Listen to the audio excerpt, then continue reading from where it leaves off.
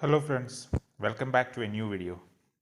So in this session, I wish to talk to you about an important personality that has revolutionized the world, but at the same time, due to his sexual orientation, he was discriminated and very unfortunately, in a way, systematically murdered, you can say. And the person that I am going to talk to you is Alan Turing. Yes, he is considered as the father of modern computer.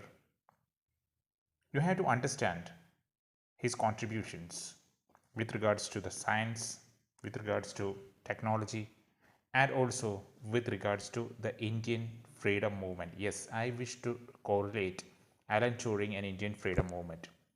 Although if you see outwardly there does not seem to be any relevance for this. But let's just look into who Alan Turing was. Alan Turing helped the Britain to crack a code known as the Enigma code. Enigma code. See, Enigma code was an encryption method that was used by the Germans to literally pinpoint the location of the British planes and the British ships. And the window period for a decryption of this message was just 18 hours. This is a time when a team that was led by Alan Turing and a few others had actually cracked the code in Bletchley Park in Britain. Okay, and why he was considered as a father of computer science? Because his paper in 1937, and if you are familiar with the computer science and engineering, there is a subject called automata, language and computation, where you get the idea of Turing machine. So the Turing machine can be considered as a prototype of modern computer. He also prophesied that the machines can also think, analyze. So maybe the today's artificial intelligence had its precursor in the writings of Alan Turing. So fast forward in 1940, when Hitler attacked Britain, there was the battle for Britain. Luftwaffe was constantly bombing the British. Also, the German U-boats were creating a havoc for the British ships.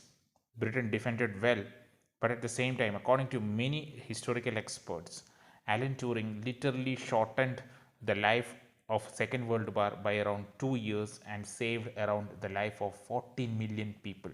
14 million people. You just imagine around 50 million people were dead in the Second World War. So, how is he remotely even associated with the Indian freedom movement? Look at the freedom movement and the concessions given by the British post 1940. You can see the hell lot of concessions were given by the British post 1940, specifically because they wanted the support of Indian National Congress and Indian people for their war efforts. Let's look back in the history. From 1940 onwards, what you see? The Battle of Britain, you see what? The August offer.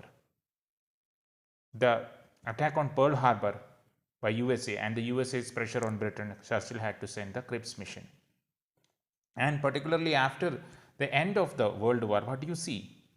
You see missions like Cabinet Mission Plan going on, literally talking about a constitutional framing and all. The first time they used a constitutional framing word was in the August offer in 1940. So just imagine all these movements of extremists, moderates, Gandhian phases, non-cooperation, civil disobedience, whatever that would have been happening for decades at a stretch. Britain was not able to give the concession for constitution, and finally they gave. Why? Because Hitler bombed the British. So imagine a situation where the war would have turned its side and the Germans would have won. Our freedom and our future would have been different. We would not have become even a democratic nation. So even remotely, Alan Turing's contribution to the Indian freedom struggle, although it's indirect, cannot be just written off just like that. I don't know how many of you have thought about it, but it's a fact. And if you want to know about more about this, the genius of a person, you should actually watch the movie The Imitation Game. And the person who has portrayed Alan Turing's character was Benedict Cumberbatch, who is famous by his Doctor Strange and the detective series. He has done a wonderful job. Sherlock Holmes detective series, he has done a wonderful job of his character, and they have clearly portrayed the mental trauma he has faced. And quite unfortunately, imagine by around 1952. At that time, homosexuality was a crime. Being LGBT, homosexuality was a crime, and he was subjected to hormonal treatments. Imagine, that was not his fault. Even right now, World Health Organization has said like being homosexual is not a crime, but at that time that was a grievous crime. And what happened? He was subjected to hormonal treatment, and quite unfortunately, on July 17, 1954, he committed suicide, mostly by a cyanide poisoning on an apple. I don't know if the Apple computers have got their logo in that way. But even during the end phases of his life, he was interested in biology, and he had a theory on morphogenesis. Morphogenesis means how does all these patterns, the stripes of a leopard, the stripes of a jaguar, the stripes that you see in an octopus, how these patterns are happening in the world, what could be the reason. He had a paper on morphogenesis. So just imagine what a versatile genius he was.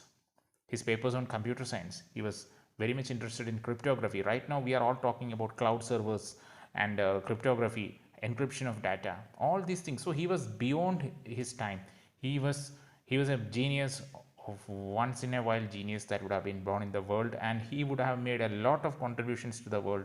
But quite unfortunately, the Victorian era morality had literally killed him. So whenever we hear about LGBT and the people who even say about the religious zealots many times who throw stones on the LGBT people who through their own computer, if their computer would have been a humanoid machine, it would have lifted its hand and slapped him.